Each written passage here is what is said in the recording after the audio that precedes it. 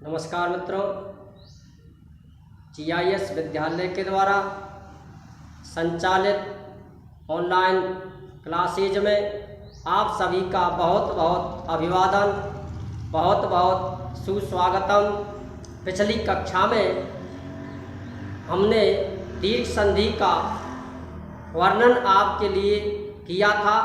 आज हम गुण संधि आप लोगों के लिए इसका वर्णन कराते हैं।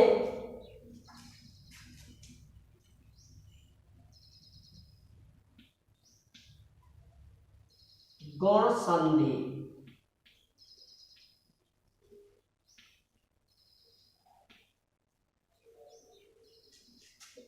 नंबर 2, इसका जो लक्षण है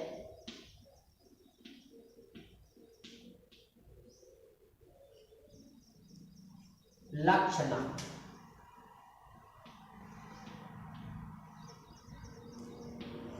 और गुण।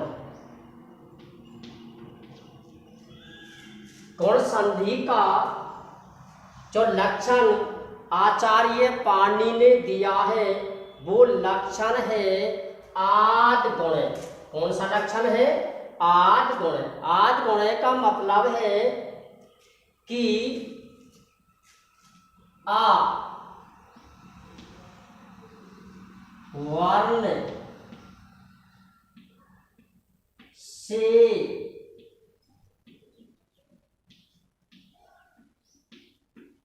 एक ही वर्ण का मेल।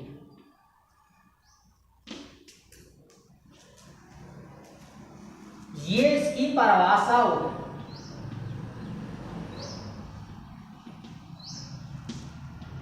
आ वर्ण से एक वर्ण का मेल होने पर ये दोनों वर्ण गुण वर्ण में परिवर्तित हो जाते। ए या आ के बाद यदि एक वर्ण दिए हों तो वहां गुण संधि होती है। परिभाषा: आ वर्ण से एक वर्ण के मेल को गुण संधि कहते हैं। सूत्र: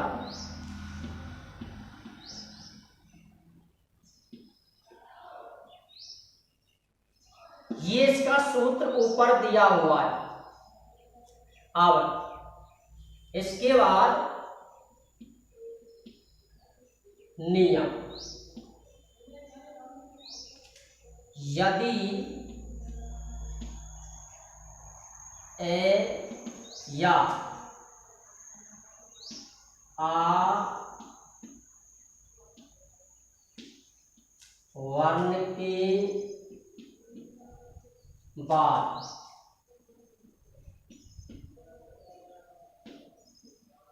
कोई भी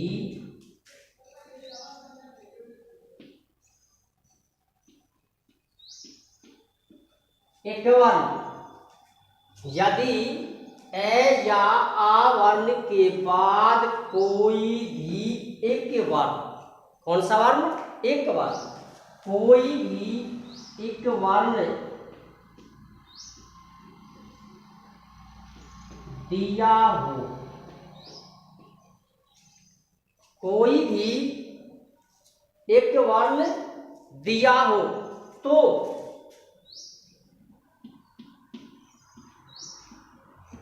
दोनों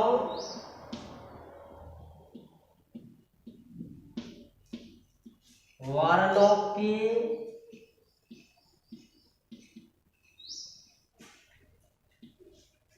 स्थान पर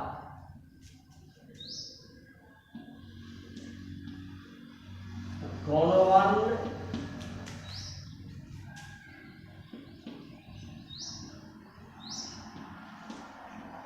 हो जाता है।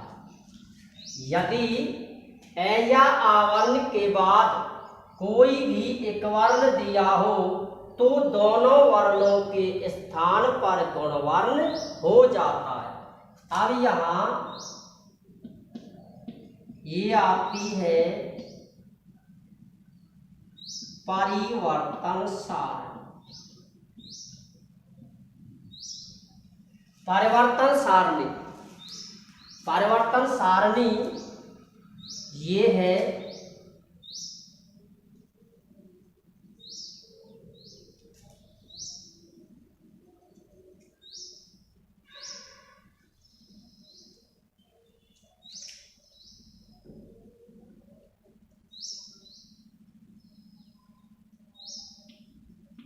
स्थिति और ये आएगा परिवर्तन। स्थिति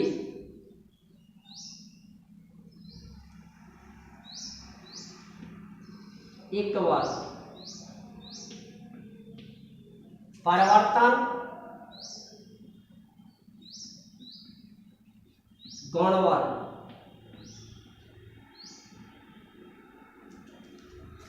एकवर्णों की संख्या है 4।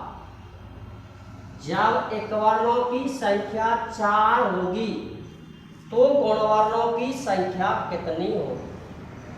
जब स्थिति में एकवर्ण मिलता है और एकवर्ण को हम गुणवर्ण में बदलते हैं, जब स्थिति में एकवर्ण मिलता है और एकवर्ण को हम गुणवर्ण में बदलते हैं तो ही वो गुण संधि होती है। जब एकवर्णों की संख्या 4 है तो गुणवर्णों की संख्या भी कितनी होगी? 4। एकवर्ण है ई ओ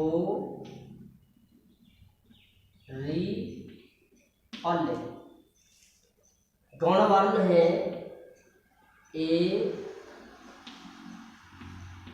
ओ आर और आर। इन वर्णों का प्रयोग हमने आपके लिए पहले करा दिया है। एक वर्ण को ही गुणवर्ण में बदलते हैं, एक वर्ण को ही यणवर्ण में बदलते हैं और गुणवर्ण को वृद्धि वर्ण में बदलते हैं। यण वर्ण को यदि हम उल्टा करते हैं तो एक वर्ण में परिवर्तन कर दिया जाता है। जब यण वर्ण को उसी पुनः पाली अवस्था में जब ले जाते हैं तो उसे हम संप्रसारण कहते हैं। अर्थात यण वर्ण को एक वर्ण में बदलना ही संप्रसारण कहलाता है। एक वर्णों की संख्या कितनी है? 4। गुण वर्णों की संख्या कितनी है? 4। ये स्थिति अर्थात परिवर्तन सारणी।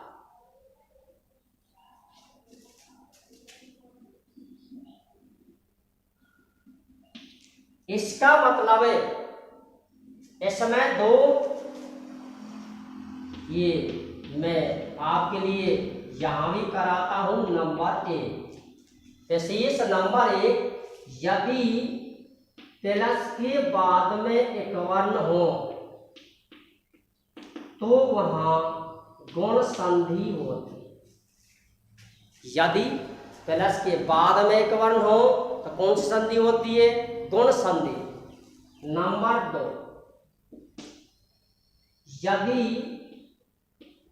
प्लस से पहले एक वर्ण हो तो वहां यण संधि होती। यदि प्लस के बाद में एक वर्ण हो तो गुण संधि और प्लस से पहले यदि एक वर्ण हो तो वहां यण संधि होती है। अर्थात आप लोग यूं भी कह सकते हो कि यदि दूसरे पद का पहला वर्ण यदि एक वर्ण हो तो गुण संधि होती है। उस अवस्था में हम एक वर्ण को गुण वर्ण में बदल देते हैं। नंबर 2, यदि पहले पद का अंतिम वर्ण एक वर्ण हो तो वह गुण संधि होती है। उस अवस्था में हम एक वर्ण को यण वर्ण में बदल देते हैं। यण एक वर्ण को यण वर्ण में बदलना यण संधि कहलाती है। एक वर्ण को गुण वर्ण में बदलना गुण संधि कहलाती है। ये परिभाषा इन दोनों की पहचान इन दोनों परिवर्तन सारणी स्थिति अर्थात प्लस के बाद में एक वर्ण यदि दिए हो तो वहाँ गुण संधि होती है। प्लस से पहले यदि एक वर्ण दिए हो तो वहाँ यण संधि होती है। एक वर्ण को गुण वर्ण में बदलते हैं। एक वर्णों की संख्या है 4 ई ओ री और ले। गुण वर्णों की संख्या भी 4 है ए ओ आर आर। उदाहरण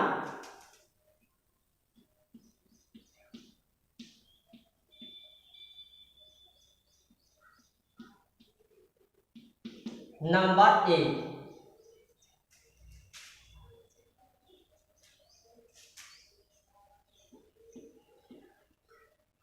राम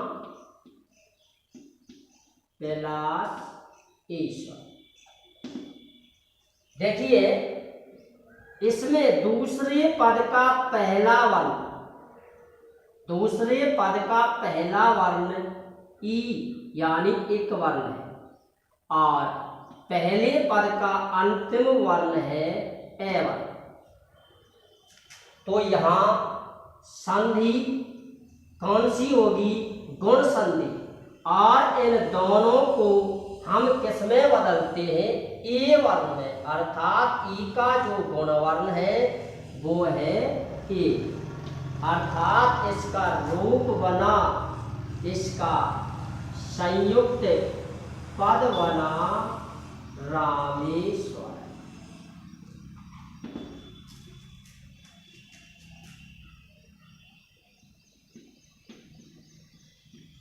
लंका कैलाश ईश्वर। पहले पद का अंतिम वर्ण आ, दूसरे पद का पहला वर्ण ई। इन दोनों का अर्थात इन दोनों के स्थान पर कौन सा वर्ण हो जाता है? गुण वर्ण। और ई का गुण वर्ण है ए, इसलिए इसका संयुक्त पद बना लंकेश्वर। ये उदाहरण ई वर्ण के। इसके बाद नंबर 2 हमें एग्जाम्पल देने हैं ऊ वर्ण के। महा कैलाश उदय।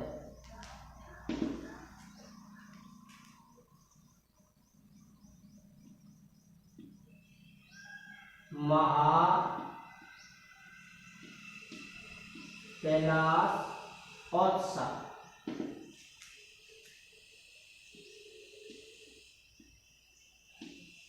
सूर्य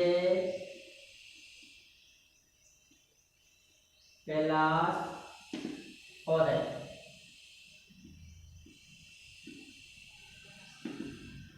शार्द कैलाश उदय। इन चारों उदाहरणों में पहले पद का अंतिम वर्ण या तो ए वर्ण है और या आ वर्ण है। दूसरे पद का जो पहला वर्ण है वो ऊ वर्ण है। या तो छोटा वर्ण होगा या बड़ा वर्ण होगा। इस प्रकार से इनमें जो वर्णों का मेल है वो ए या आ और ऊ वर्ण का मेल है। ऊ वर्ण जिस श्रेणी में आता है उसकी श्रेणी है एक वर्ण। इसलिए इन सभी का जो रूप बना ऊ का गुणवर्ण है वो इस प्रकार से इसका रूप बना महोदय। इसका बना महोत्सव। इसका बना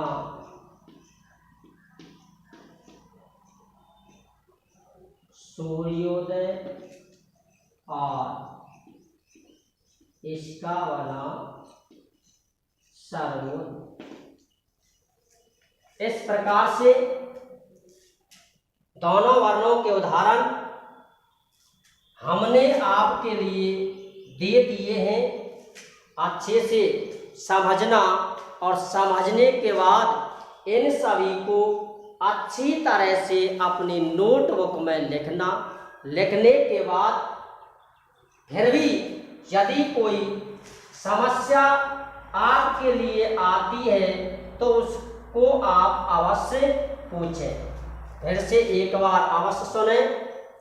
यदि ए या आवर्ण के बाद कोई भी एक वर्ण दिया हो तो वहाँ गुण संधि होती है, और जब गुण संधि होती है तो हम एक वर्ण को, इस वर्ण को, एक वर्ण को गुण वर्ण में बदल देते हैं। एक वर्णों की संख्या कितनी है? 4। गुण वर्णों की संख्या कितनी है? 4। ई का गुणवर्ण ए, ओ का गुणवर्ण ओ, री का गुणवर्ण आर, और लेरी का जो गुणवर्ण दिया है वो दिया है अल। आगे हम नंबर 3 के उदाहरण आपके लिए देते हैं। ए या आ प्लस री या री। छोटा ऋषि और बड़ा ऋषि, ये दोनों वर्ण जब एक स्थान पर मिलते हैं तो ये दोनों वर्ण अर में बदल जाते हैं। यथा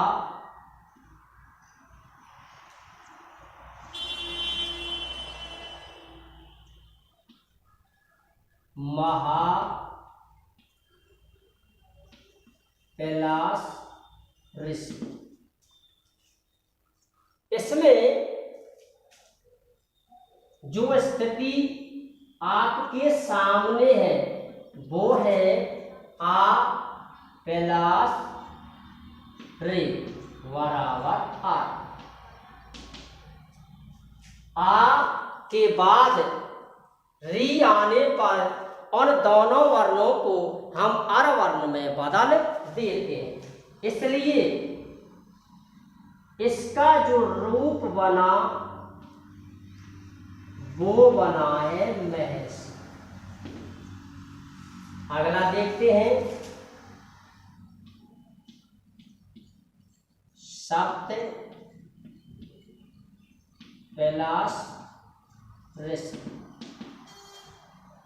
आगे देखते हैं कृष्ण प्लस ऋद्धि।